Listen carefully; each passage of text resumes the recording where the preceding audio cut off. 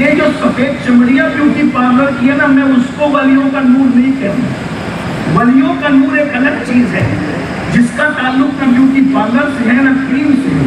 اس کا تعلق اللہ کے نور سے ہے، اور یہ اللہ کا نور ان کو نصیب ہوتا ہے اللہ والوں کو. چمڑی کیسی بھی ہو لیکن اس میں کشش کو ہوتی ہے نا کہ جب آنکھیں ان کو دیکھیں تو چہرے پہ جم جائے گا. دیکھ کر کے اتنا سکون ملتا ہے ان چہروں کو. گلاب کو دیکھ کر، چمیلی کو دیکھ کر، پھولوں کو اور باغوں کو دیکھ کر وہ سکون نہیں ملتا جو اللہ والوں کے چہروں کو دیکھ کے ملتا ہے. اور ان کے چہروں کو دیکھ کر کے ایک بات اور بھی ہوتی ہے کہ ہمارے دل کے اندر آخرت کے حوالے سے کچھ یادیں آنے لگتی ہے کہ میں نے اپنے آپ کو بدلنا ہے، چینج کرنا ہے، تبدیل کرنا ہے. اللہ والوں وہ نور چھین دیا جاتا ہے. نمبر 2، اللہ تبارک و تعالیٰ اس کی روزی سے برکت اٹھا دیتا ہے.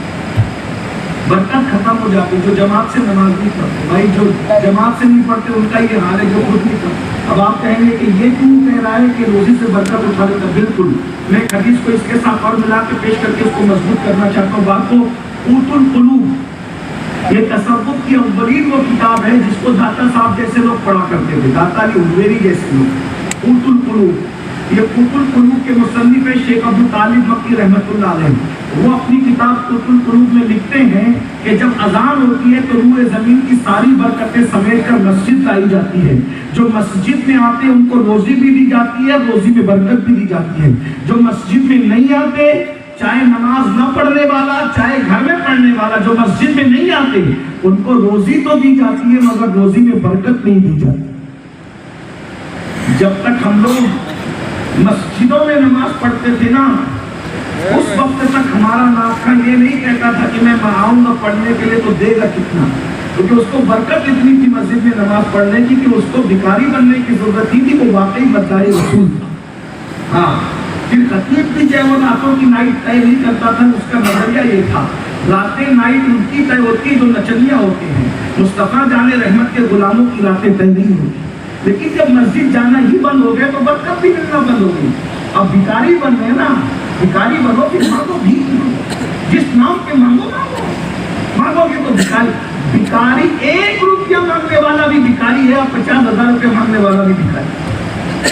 لوگوں کو برا لگتا ہے تو اگر معاف کرتے ہیں، نہیں معاف کر سکتے تو گالیاں بھی اتنی دیتی ہے، 2-4 اور بڑھ جائیں گے گالیاں دینے والے اور کیا جاتے ہیں. مگر یہ ہے کہ حق تو ضرور کہنا پڑے گا. مسجد سے دور ہو، مسجدیں بددعائیں دے رہی ہے. رسول اللہ تمہارے گھر چلانا چاہتے ہیں، مسجدیں بنا تو رہے ہو، مسجدوں کی آبادی کا مسئلہ.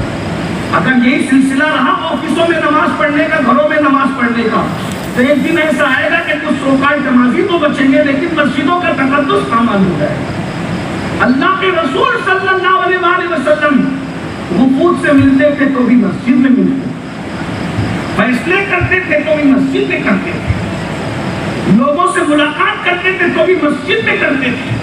ایک مسجد تھی، درسگاہ بھی تھی، خانقاہ بھی تھی، عدالت بھی تھی، حضور سے ملنے کی جگہ بھی تھی. اب ایک بات بتا دوں یہاں بڑا نفیس نکتہ، حضور علیہ السلام سے جب کسی کو ملنا ہوتا تو بہت کم لوگ حجرے میں جایا کرتے، سب کو اجازت بھی نہیں تھی.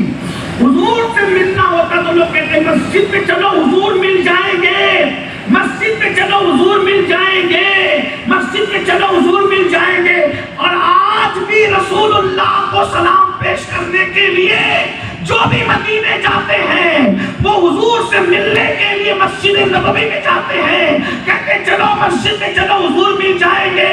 حضور ظاہری حیات میں تھے تو بھی مسجد میں ملتے تھے، اور آج بھی حضور سے ملاقات مسجد میں ہوتی ہے. تو پتا چلا حضور سے ملنا ہے تو مسجد میں آؤ، حضور کو پانا ہے تو مسجد میں آؤ. جو حضور کو پانا چاہتا ہے اس کو مسجد میں آنا پڑے.